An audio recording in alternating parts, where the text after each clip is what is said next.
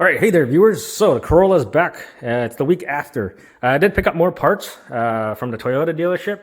What I could get from the Toyota dealership, I got the valve cover gasket, which is this guy. It also comes with spark plug tube seals. There's the drive belt and spark plugs. They didn't have rear brake shoes in stock, and they were back ordered, so there was no ETA on when they were coming. So I had to get aftermarket ones. So the rear brakes I'm going to put on a separate video, so if you want to check that out, that'll be coming up. So first things first, I'm going to change the spark plugs and then change the valve cover gasket. Just disconnect the connectors. They're 10mm bolts, right? So let's go ahead and do that first. All right, so I got those ignition coils out. Not too bad. There's like a little bit of oil residue on the ignition coils. On maybe 2 out of the 4, like this one, there's a little bit of oil on it, but not too bad. So the harness, there's a harness you might have to take off. There's a 10mm there and then a 10mm there. That just helps to move it, or the coils get stuck underneath it and you can't pull them out. So to get the spark plugs out, you're gonna need a 5/8 spark plug socket.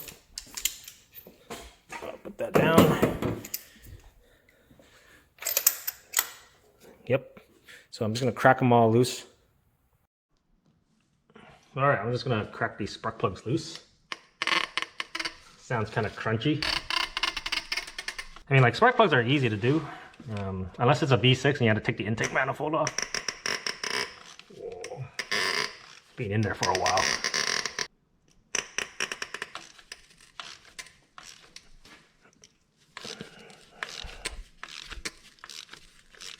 All right, they're all broken loose.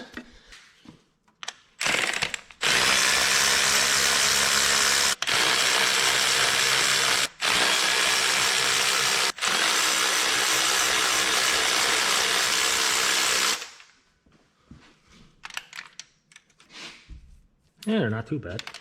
Oh, Denso plugs. Bad.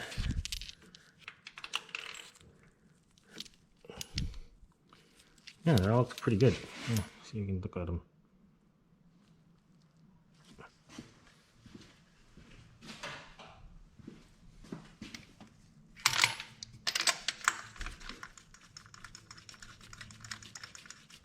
Make sure you thread them by hand first.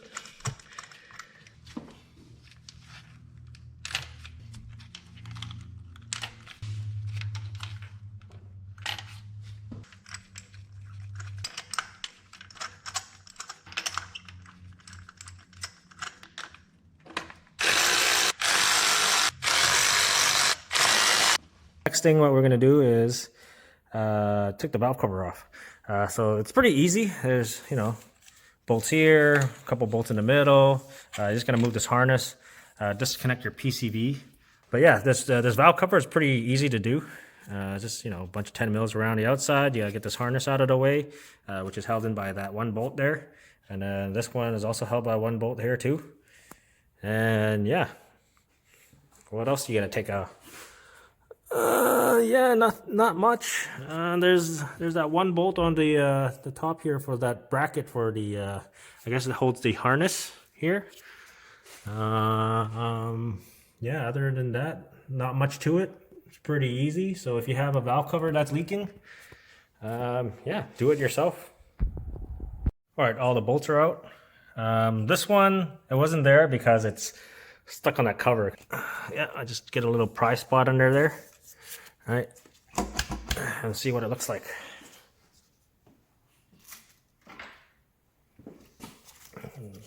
You might have to use both hands for this to get this valve cover off. Yeah. All right, so I took off the valve cover. This is what it looks like underneath the valve cover. Not too bad.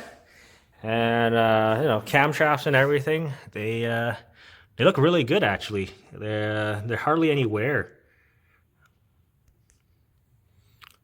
So yeah, it looks pretty good. So I'm just gonna go ahead and change the valve cover gasket. You can see check out this gasket here. It's so hard. I'm scared I'm gonna break it and it's gonna fall in. Let's see if I can. Oh, yeah, there you go. It just broke. That's how hard these valve cover gaskets are. You can hear it. Here, see if it, yeah, so make sure I don't drop anything in there. These are pretty hard and brittle.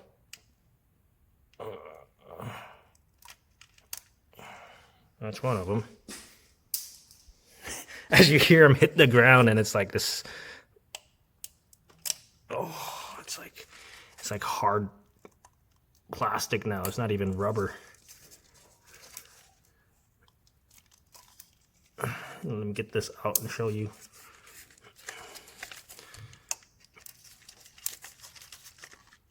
So you can get the whole all in one piece. Oh. All right, so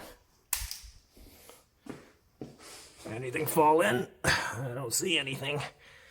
Okay, now I get the rest of this valve cover off, or valve cover gasket off.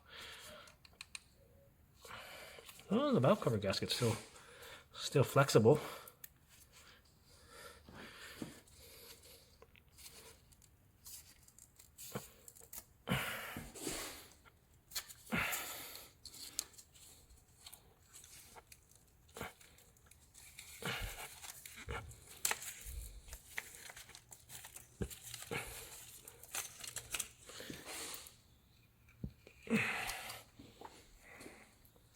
All right, so I got the valve cover gasket off. Is hard and brittle, like that. Do a good clean around the surfaces of the where the valve cover sits, and I'll bring you back. So I got the new valve cover gasket on. I cleaned up the surface of the cylinder head where the valve cover gasket seals. I also put some silicone there and also back there. All right, so the valve cover is in. I transferred that stud over from the engine cover. So before I start cleaning off all the oil and everything, I'm going to take that belt off. And yeah, to do that, I have this tool here. I use it quite often at you know, when I was at Honda and everything. One side has a 19 and then the other side has a 17, and it has a curve to it. So yeah, before you take it off, you might want to draw yourself a diagram. This one I can remember pretty easily because the two inner pulleys are going to be wrapped around in that way. To me, it looks kind of like a butterfly, I guess, when you draw it out. So yeah, the tensioner is just back there. That thing is hydraulic. It's a hydraulic tensioner. So what you want to do is go slowly to compress that hydraulic fluid. So let me get that on there. And then you just slowly compress that. And yeah, and you take the belt off. So you got enough slack there. So yeah, I'm gonna do that first. All right, so I took the belt off, and definitely it is due for a new belt because those aren't ribs. They're just cracked. So just to show you how bad this belt is. Yep. And yeah, putting a new OEM belt in. Before you took the belt off, maybe draw yourself a diagram. So if I remember correctly, I remember it was like this. And I said it looked like a butterfly. So the belt goes like that, around here, like that. And yeah. And if you turn it sideways, it's kind of like a butterfly. That's how I remember the Corollas. Because when I used to work at like a general repair shop, that's usually what I draw. All right, so just to show you how easy it is, I didn't even need to take the wheels off. I can actually just fit my hand in there and, you know, wrap the belt in onto each individual pulley. And what I have left is this. But yeah, maybe because I have smaller arms. I don't know, because I'm not a guy that kind of works out or works out at all. But if somebody with like bigger arms might have a little bit of a trouble. So yeah, so benefits if you have small arms. All right, so the last thing you want to do is start her up and make sure that belt is on the correct grooves and it's not going to slip off.